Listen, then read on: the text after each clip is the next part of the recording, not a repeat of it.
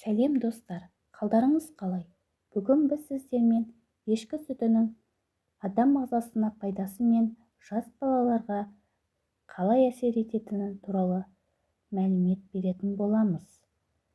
Алдымен бастамас бұрын каналға тіркеліп, лайк басып, қоңырауша белгісін басуды ұмытпаңыздар. Ешкі сүтінің құрамында кальцийдің мөлшерінің мол болуы жүрек-қан тамыр жүйесінің оңтайлы әсер етеді. Бұл сүт асқазан ауруларында, қан аздықта, көздің нашар көруінде, диатезде пайдалы. Ешкі сүтінің қатерлі ісік ауруларының алдын алып, оның жеңіл түрлеріне айықтыратын қасиеті де бар. Ешкі сүті жас сәбидің денсаулығын күшейтеді, ақыл-есінің тез жетілуіне әсері мол. Ешкі сүтін ішкен бала уақытынан ерте жүреді. Жаңа сауылған сүттің емдік қасиеті өте күшті болады. Күн сайын тамақтың алдында жарты сағат бұрын бір кесе шикі ешкі сүтін ішіп алған адамның ағзасы сау болады. Түрлі жұқпалы ауруларға бой алдырмайды. Жаңа сауылған сүттің тағы бір қасиеті оның қуаты. 4-5 сағатқа дейін ішектегі жағымсыз бактерияны жоюға қауқарлы болады. Сүттің құрамында микроэлементтер, дәрумендер, ақуыздар бар.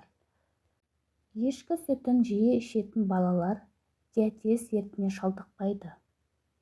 Бүгінде ғалымдар ешкі сүтінің емдік және аурулардың алдын алуда, әсіресе анемияда, тағамдық аллергияда, туберкулезде, асқазан ішек-қарын жолдарының ауруларында, диабетте, диатезде, ағзаның қорғаныс қызметін арттыруда, ағзадан ауыр металдардың, тұздардың, радионуклеидтердің шығаруда және көздің нашар көруіне пайдалы деп айтады. Сондай-ақ ешкі сүтінде кальций, магний, фосфор, марганец, мыс, А, В1, С, Д дәрумендері, аскорбин қышқылы бар. Сиыр сүтіне қарағанда ешкі сүтінде В12 дәруменінің құрамына кіретін кобальттың мөлшері 6 есе көп, ал калийдің жоғары мөлшері жүрек-қан тамыр жүйесінің қызметіне оңтайлы әсер етеді. Сиыр сүтіндегі темірге қарағанда ешкі сүтінің темірі жақсы сіңеді. Бұл анемияның алдын алуда аса маңызды. Сондай-ақ олар балаларды қоректендіруде сиыр сүтіне қарағанда ешкі сүті жарамды келетінін зерттеген. Әрине, бала үшін ана сүтіне жететін тағам жоқ, бірақ жасанды немесе аралас қоректендіруде ешкі сүті ана сүтін алмастыру үшін лайықты және 6 айдан асқан балалар үшін қосымша қорек ретінде пайдалануға болады. Ешкі туберкулезбен, бруцеллезбен, сиыр ауыратын басқа да аурулармен ауырмайды. Швейцарияның таулы шипажайларында туберкулез, анемия мен рахит ауруларына шалдыққандарды әу бастан ешкі сүтімен емдеген. ақш мамандарының пікірі бойынша ешкі сүті сиыр сүтіне қарағанда адамның физиологиялық қажеттіліктерін оңтайлы қанағаттандырады. Олардың деректеріне сай, сиыр сүтіне аллергиясы бар адамдардың көпшілігі ешкі сүтін жеңіл көтереді.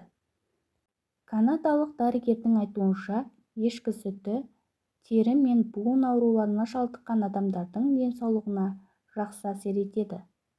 Әрі өт-тас ауруларын емдеуде, фибромиома мен балалар эпилемиясын емдеуде аса пайдалы. Әл-Фараби ешкі сүті туралы ең тұрақты деп жазған.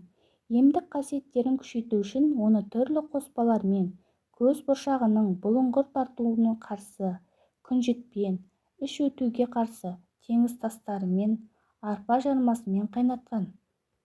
Демек, ауырмаймыз десек, ешкі сүтін тамақ рационымызға міндетті түрде енгізіп қоюымыз қажет.